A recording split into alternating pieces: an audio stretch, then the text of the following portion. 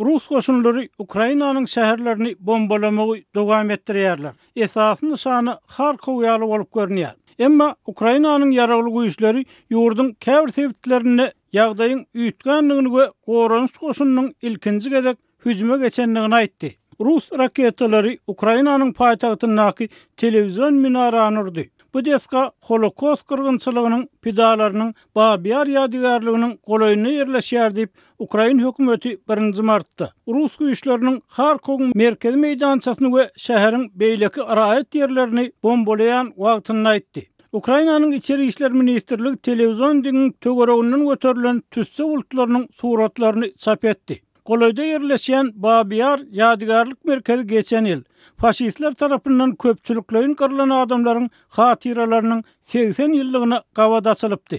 Yerli medeniýet teleýaýlym diňiniň golaýyny bir näçe partlamanyň bolanlygyny we şondan az wagt soň Ukrain telegepleşikleriniň efire çykmagyny besedenligini habar berdi. Prezident Volodymyr Zelenski Twitter'de bu zarbalar netijesinde adından 5 adamın ölenligini aýtdy we 1941-nji ýylda faşistler şäheri basyp alanyna gyrylan 10 miňlerçe ýewreýiň, erkekleriň, aýallaryň we çagalaryň hatyrasyna dikilen Babiar ýadygarlygynyň ýerleşýän ýeriniň topa tutulmagyna gahar gadap bildirdi. Egerde dünýä Babiarda şol bir ýere bomba taşlanýan wagtynda sesini çykarmajak bolsa 80 ýyllap indi hiç wagt gaýtaranmaz diýmeň näme manysy bar? Adından 5 adam öldürildi. Tarih gaýtalanýar diýip Zelenski dünýä jemgyýetçiligine ýüzlenip aýtdy.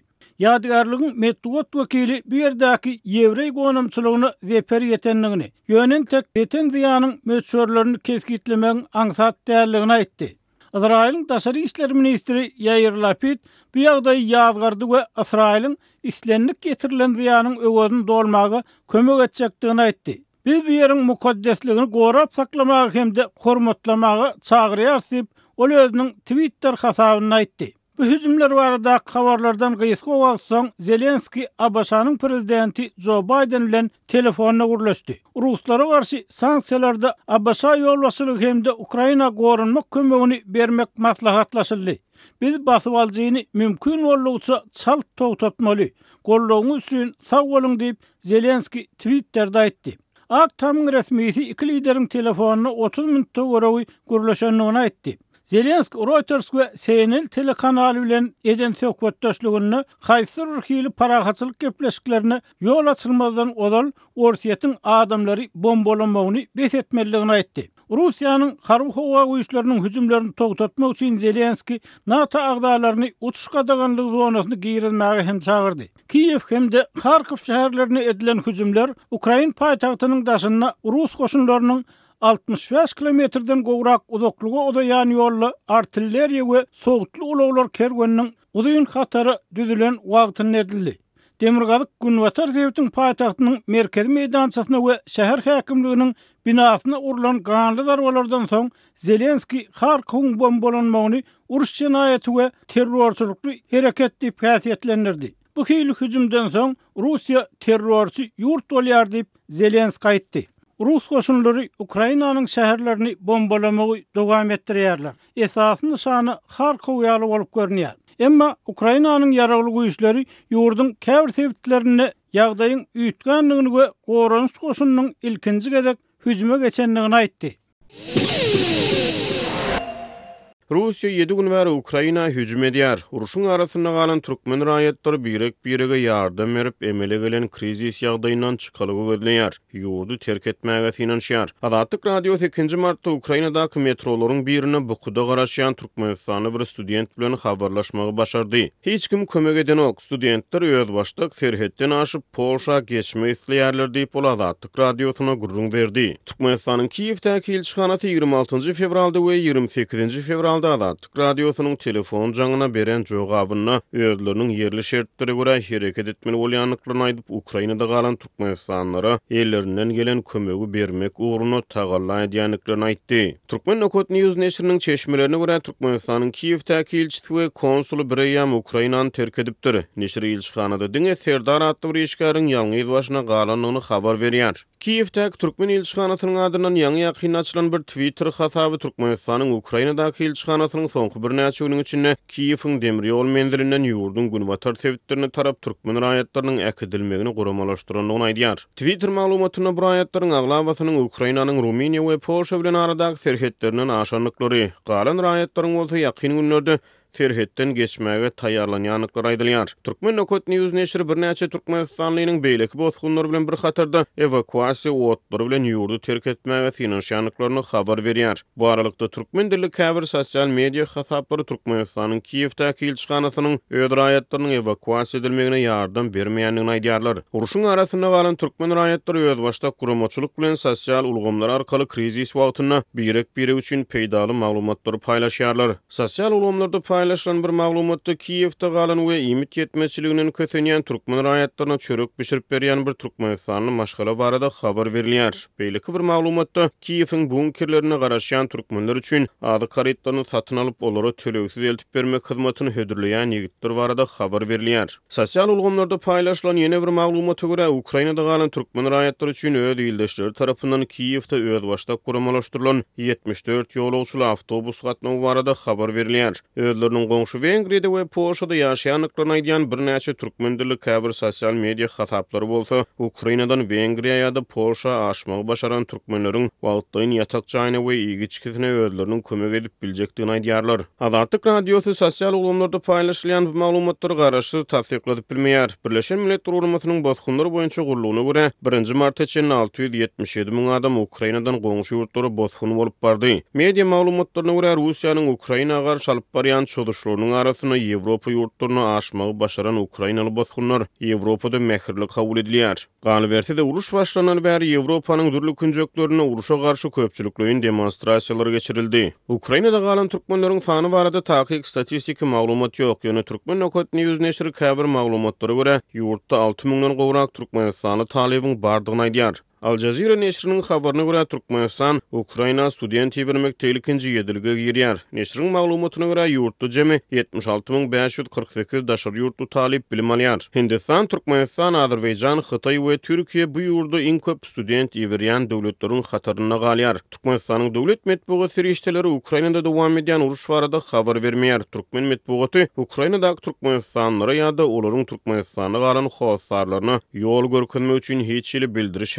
maglumat çap etmeýär. Türkmen Nokot News neşrine görä ogul gyýdy Ukrainada galan enatalaryň bir näçesi Türkmenistanyň dürli ministrliklerine, şol sany daşary işler ministrligine ýüz tutupdyrlar. Ýöne resmiler olary kabul etmändir. Rus goşuny 24 fevralda Ukraina çözdi. Rus medeniýeti bu uruşy ýörüýte harba operasiýa adlandyrýar. Halkara jemgyýetçiligi şol sany günbatar hökümetler Russiýanyň agressiw hereketlerini berk ýazgyryp Ukraina goldaw beýan edýärler. Ukrainanyň prezidenti Volodymyr Zelenski özüniň tolgundurucu çykyşlaryna Ukraina halkynyň gaýdysızlyk bilen düşmana garşy görüşjekdigini aýdyp Russiýany genosit amala aşyrmakda aýplaýar.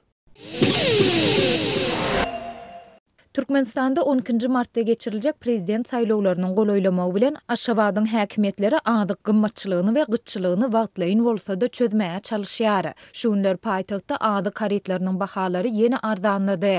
Muňa garamazdan bankomatlarda nagt ýetmeçiligi bilen bagly problema saklanyp galýar. Bular barada Azatlyk radiosynyň habarçysy Aşgabatdan habar berdi. Paýtagtyň bazarlarynda we dukanlarynda adyk önümleriniň bahalary gün saýyn arzanlaýar. Mysal üçin 1-nji martda daşary ýurtlardan import edilen 1 litr ösümlik ýagy 27 manat bahalanýar. Mundan 3 gün ozal onuň bahasy 28 manada barabardy. 30 sany ýumurtga mundan 3-4 gün ozal 65 manat bahalanýardy. Häzir 45 manatdan satylýar. Habarçymyz bilen söhbetdeş bolan ýagdaýdan habarly çeşmelerimiz we türkmenistanylaryň ençemesi ady karetlarynyň bahalarynyň arzanlamagyny häkimetleriň prezidentlik saýlawlarynyň öňýanynda serdaryň awraýyny ýokarlandyrmak taýýarlar diýip häsiýetlendirýärler. Şeýle-de olar munyň wagtlaýyn çäredigini hem belleýärler. Ählidat halk 12 martda serdaryň prezident saýlanandygyny eşidende olaryň gaharlanmazlygy we durmuş hakykatyny kabul etmek üçin edilýär. Arzan bahadan satylýan önümleriň ilaty teselli bolmagyna garaşylýar diýip ýagdaýdan habarly çeşmämiz 1-nji martda gurrun berdi. Türkmenistan 12 martda irki prezident saýlawlaryny geçirýär. Saýlawlary we salat alşyklary geçirmek boýunça merkezi toparyň sanyna görä ýurdun syýasy durmuşynda tanylmaýan 8 dalaşýar we prezident Gurbanuly Berdimuhammedowyň ogly Serdar Berdimuhammedow prezidentlik wezipesi uğrunda bäsleşär. 40 ýaşly Berdimuhammedow häzirki wagt ýurdun mali we ykdysadyýet puwdagyna gözegçilik edýär. Türkmenistanyň dürli sebitlerinde haritlaryň arzanlamagy, azyk üçünçliginiň gowlaşmagy bilen bagly ýagdaý mundan 10 gün çemesi ozal göze ýelip başlady. 22 fevralda Lebap vilayatynyň hususy eýçilikdäki dukanlarynda azyk we senat önümleriniň bahalary birneme arzanlap, olaryň görnüşleri köpelip başlady. 18 fevralda Mar vilayatyndan habarçymyz ilanta aýlyk un paýlaryny subsidiýelenen bahadan wagtynda satmak üçin çäreleriň görülýändigini we bankomatlara naqd pulun iýdigderli ýüklenýändigini hem habar berdi. Häkimetler ýurtda geçirilýän uly bayramçylyklaryň ýa-da mühim syýasy wakalaryň öňü sirasynda azyk bolçulugyny, ardançylygyny we köpdürlüligini döredýär. Ýöne bu ýagdaý gysga wagt dowam edip, bayramçylygyň ýa syýasy çäräniň ýa-da gürüm-jürüm bolýar. Aşgabatda habarçymyz azyklaryň bahalarynyň ardanlamagyna syn edilýän mahaly ilatyň naqd ýetmezçiligi bilen bagly problemanyň saklanyp galýandygyny hem habar berýär. Onuň sözlerine görä paýtagtyň bankomatlarynyň her biriniň öňünde 50-60 çemesi adamyň elmydama nowata durandygyny görse bolýar. Adamlar bankomatlardan günde 800 manat pul naqdlaşdyryp bilýärler. Bankomatlaryň köpüsinde naqd pul ýok. Köpüsinde de pul nowatda duran adamlaryň hemmesine ýetmeýär diýip efirde atlandyrylmasyzlygyny soran yerli ýaşaýjy 1 martda habarçymyza gurrun berdi. Ol raýatlar öz aýlyk we pensiýa haklaryny, kömek pullaryny naqdlaşdyryp bilmese, döredilen azyk arzançylygynyň hiç bir peýdasynyň ýokdugyny hem aýtdy. Ol munyň sebäplerini paýtagtyň tas ähli bazarlarynda we dukanlarynda telekeçileriň naqd däl sowdany kabul etmeýändigi bilen düşündirdi. Mysal üçin Altynasır Günnor bazarynda hiç bir dukan naqd däl sowda etmeýär. Satyjylar internetiň tutmaýandygyny aýdyp, kassa aparatynyň işlemeýändigini belleýärler. Ýöne Altynasır öýjükli telefonlar we olardaky internet hyzmatlary işläp dur diýip, Aşgabatly aljylaryň biri anonimlik şertinde 1 martda habarçymyza beren maglumatynda aýtdy. Türkmenistanda indi 5 ýyldan gowrak wagt bäri dowam edýän ykdysady kynçylyklaryň arasynda bankomatlarda naqd ýetmezçiligi we bazarlarda azyk gymmatçylygy ýylyň ýylyna güýçlendi. Bu problemalar soňky ýyllarda, hususan da pandemiýanyň fonunda hasta ýitileşdi. Türkmenistanyň prezident Gurbanuly Berdimuhammedowyň ogly prezidentlige dalaşýar Serdar Berdimuhammedow öz saýlaw kampaniýasynyň çägine 2 martda Mar vilayatyna bardy. Onuň bu sapary sebitde köpçülikliň arasaçylyk we taýýarlyk çäreleriniň indi bir hepde bäri dowam edýän mahalyna gawat geldi. Azatlyk radiosynyň bu barada Mardan habar berýän habarçysynyň maglumatlaryna görä, ýurdun maliýe we ykdysadyýet puwdagyna gözegçilik edýän vice-premier Serdar Berdimuhammedow ýerden sagat 10 töweregine sebite bardy. Ol ruhiyet köşküne saýlawçylar bilen duşuşdy. Bu duşuşga esasan ýaşlylar we büdjet işgärleri gatnaşdyryldy. Serdaryň şu gün giýişlik welayatdan gitmegine garaşlýar diýip ýagdaýdan habarly çeşmämiz 2 martda habarçymyza gurrun berdi. Habarçymyzyň sözlerine görä ýerden sagat 7-de şäheriň esas köçeleri bölekliň ýapyldy. Şeýle köçeleriň ugruna kanun goraýjy edaralaryň onurça işgäri ýerleşdirildi. Bellesek Maraýynyň häkimetleri Serdar Berdimuhammedowyň saparyna bir hepde bäri taýýarlyk görýär. Onuň sebiti 25 fevralda, sonra 28 fevralda gelmegine garaşlýardy. Ýöne giň önemli köpçülikliň taýýarlyk we arasaçylyk çärelerine garamazdan onuň garaşlýan sapary bu seneleriň ikisinde de amal aşmady. Adat bolşýaly munyň sebäpleri barada açaçan maglumat berilmedi. Türkmenistanyň häkimetleri we döwlet media serişdeleri ýurt ýol başlarynyň we resmiýetleriniň şeýle prezident saýlawlaryna dalaşýarlaryň ýurdun sebitlerini etjek saparlary hemde saýlawçylar bilen duşuklary barada öňünden hiç ýyl habar bermeýärler. Şol sebäpli olaryň sebitleri planlaşdyrýan saparlarynyň amala aşjakdygy ýa aşmajakdygy soňky pursatda çenli nämälim bolup galýar.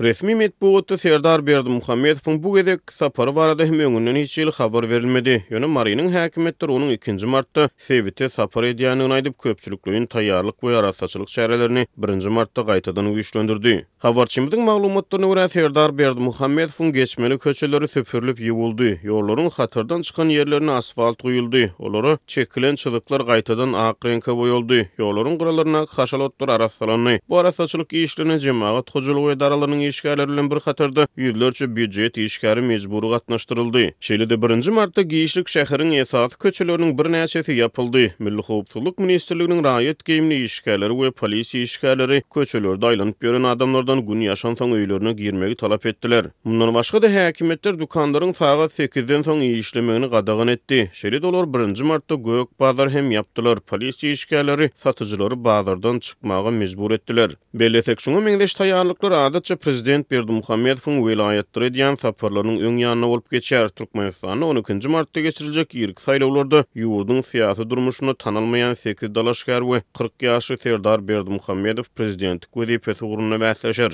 Habarçylarymyz ýurtdyň Serdar Berdimuhammedowyň saýlaw kampaniýasynyň dawrlandyrylýanyny, ýöne beýleki dalaşgarlaryň saparlary we saýlawçylar bilen duşuklary barada tas hiç kimin bilmeýändigini aýdýarlar. Yerli we halkara synçylar ýerki prezident saýlawlaryny Türkmenistanyň häkimiýeti atadan ogly geçirmek finansiýy häsiýetlendirýärler.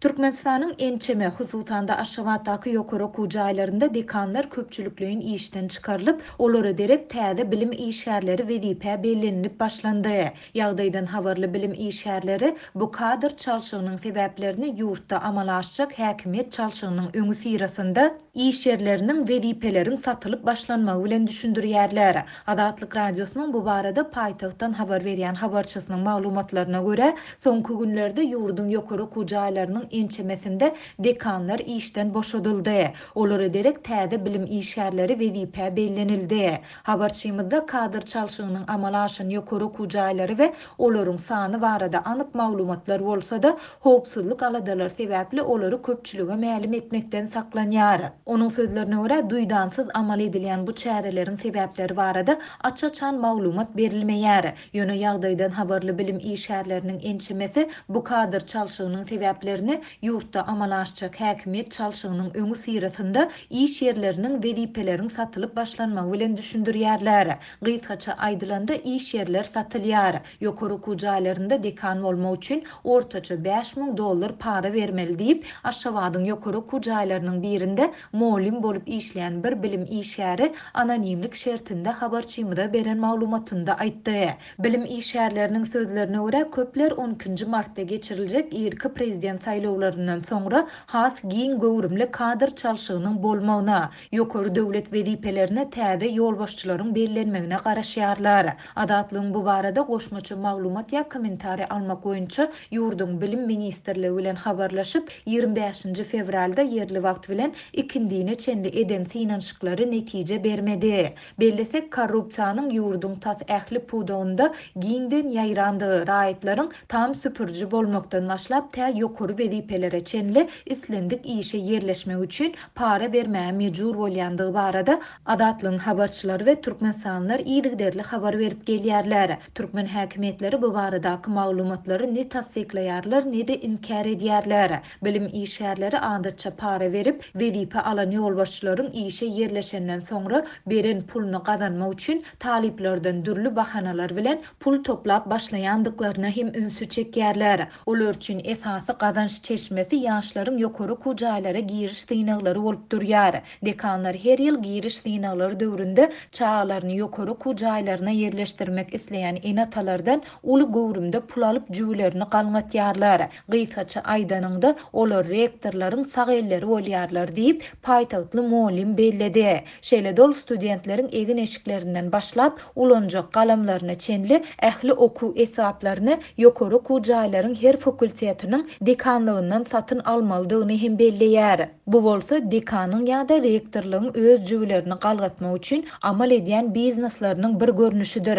Sebäbi olar mysal üçin bazarlarda 2 manatdan satylýan galamy lomay satyn alyp studentlere 3 manatdan satýarlar. Ähli ýerde nädip has üçin bilim bermek barada dälde näme edeninde studentleriň üstü bilen has köp pul gazanyp boljakdygy barada pikir edilýär diýip molim nöwtady. Adatlyk taliplerden okuw ýylynyň dowamında ençeme gezek pul ýönelýändige, enatalaryň öz çağalaryny ýokary okuw jaýlaryna yerleşdirmek üçin para bermäge mejbur bolýandygy barada ýyllar boyu habar berip gelýär. Türkmenistanyň prezidenti Gurbanoğlu Berdimuhammedow ýurdun prokuratura edaralaryna korrupsiýa garşy görüşmegi talabalaryk ýerine ýetirmegi ýyl-ýyldan tawşyrýar. Ol şeýle tawşyryklaryň birini 12 ýanwarda geçirilen Döwlet Howpsuzlyk Geňeşiniň giňişleýin mejlisinde berdi. Ýöne yerli tinçler korrupsiýanyň ýokardan başlaýandygyny aýdyp, prezidentin bu çykyşlarynyň meseleni düýpli çözmäge däldi, halkyň gözüni boýamaga gönükdirilendigini aýdýarlar. Türkmenistan halkara guramalarynyň korrupsiýa hasabatlarynda ýylyň ýylyna iň izdaky orunlary eýleýär.